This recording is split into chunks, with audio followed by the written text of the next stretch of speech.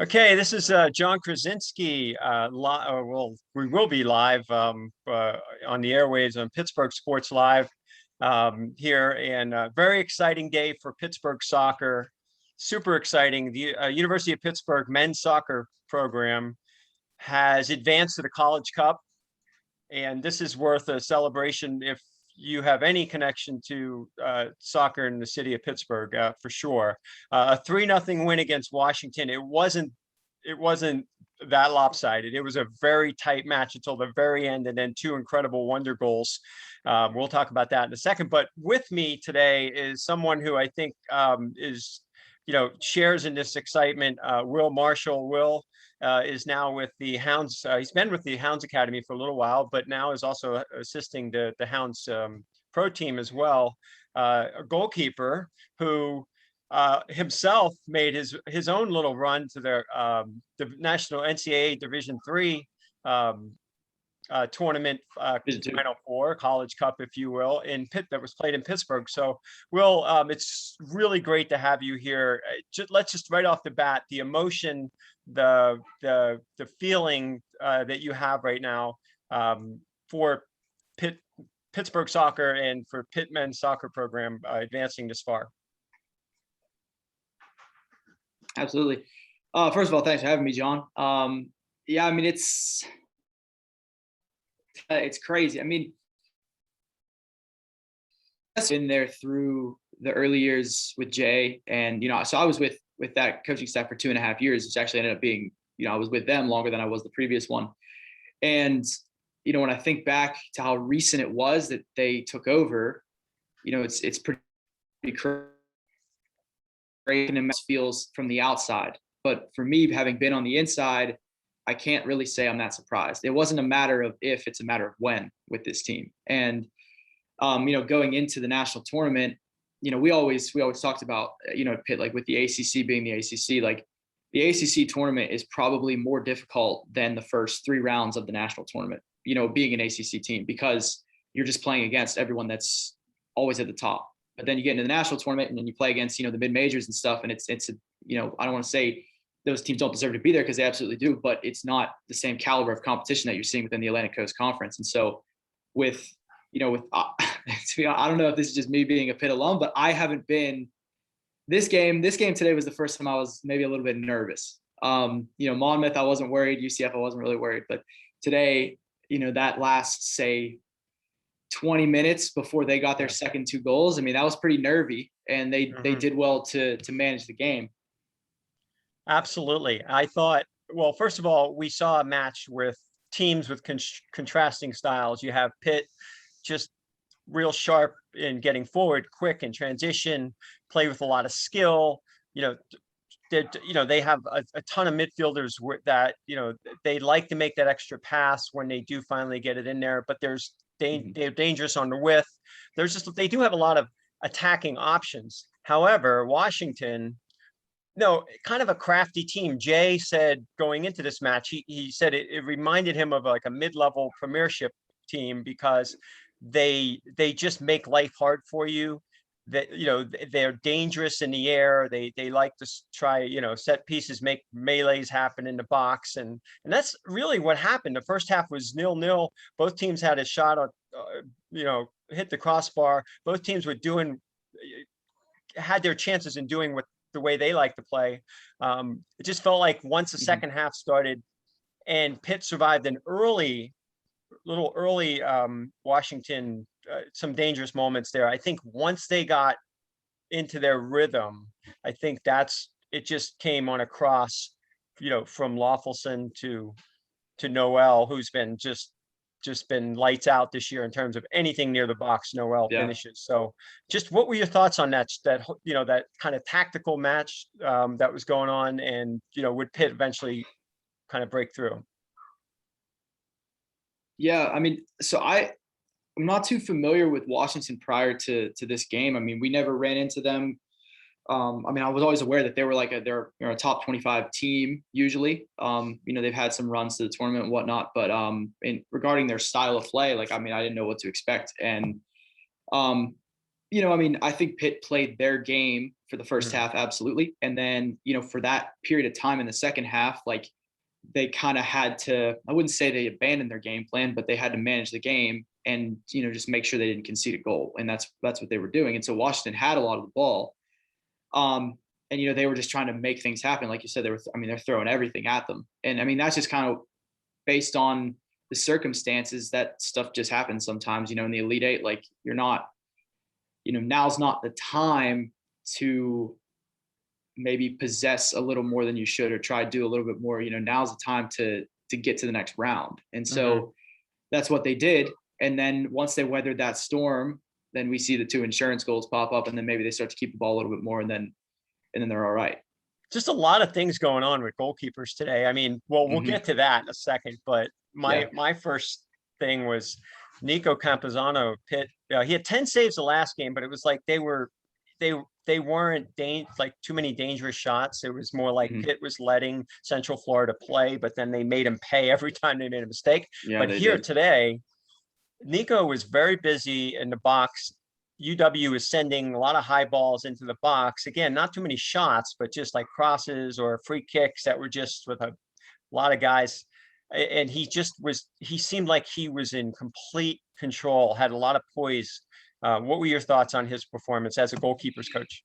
Yeah, no, I thought he was great. I mean, I think that the save, Hmm. maybe it was about 15 minutes left. He had the kick save on that tight angle. I mean, that was massive, and that's one that goes in Yeah. often. And so, especially in the dwindling moments of the game, to pull that one out. I mean, I think that'll not only does that kind of relax you as a goalkeeper, but it sends that vibe through the rest of the team too. I mean, that's a lights out save, and I mean, when you know that your goalkeeper is capable of making those kind of saves, I mean, you kind of have a feeling that you're going to be all right. And I mean, he's coming out for crosses, coming off, punch the ball, very commanding in his box. I mean, I thought he was great.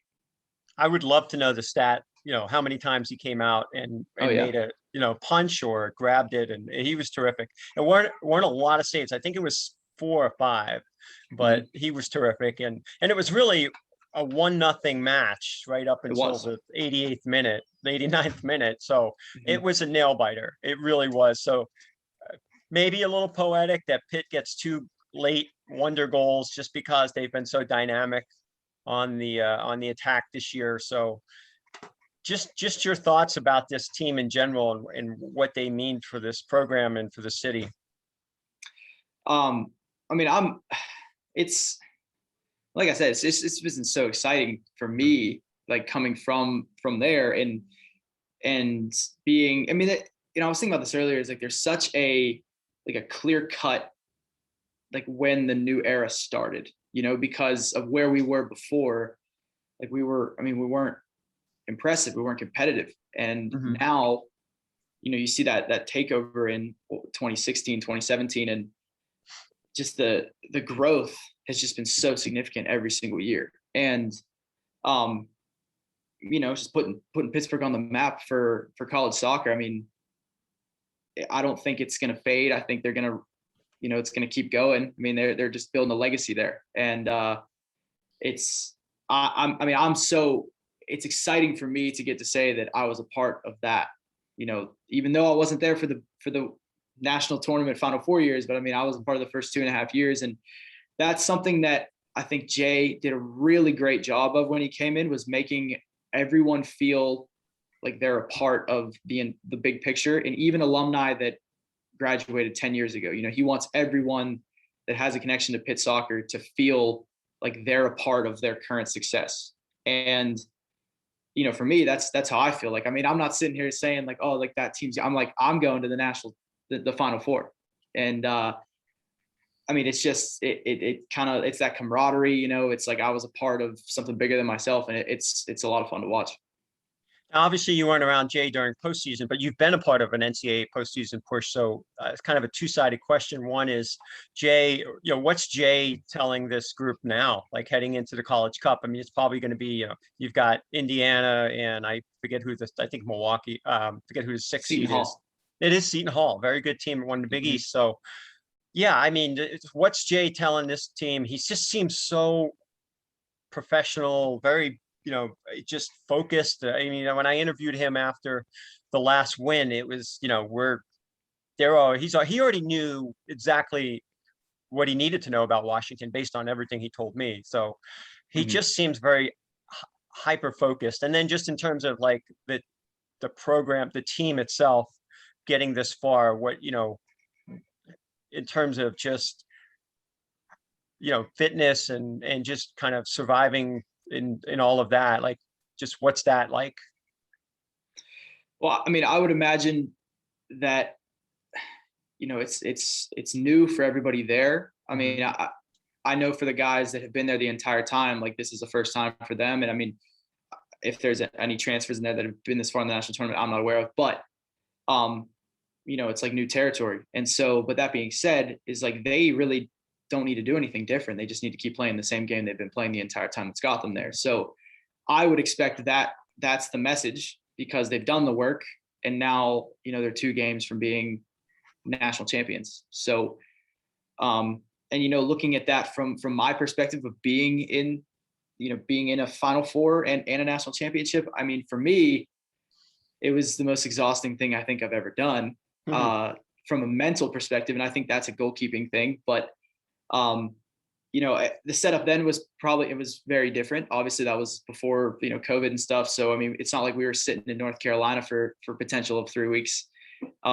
So and I guess games now are still 3 days apart. So I mean, you got to make sure that you're doing the right things and recovering properly and just taking some time for yourself mentally. I mean, I had to do that because it was just so much. Like I mean, it's 90. It's trying to get through 90 minutes for so many games in a row that all have the same kind of meaning. It's one and done. So you're putting everything into every single game. Not that you don't do that Mhm. during the season, but it's there is a slight difference there. And so yeah, I mean, I think again for them, they just need to continue what they've been doing and just show out.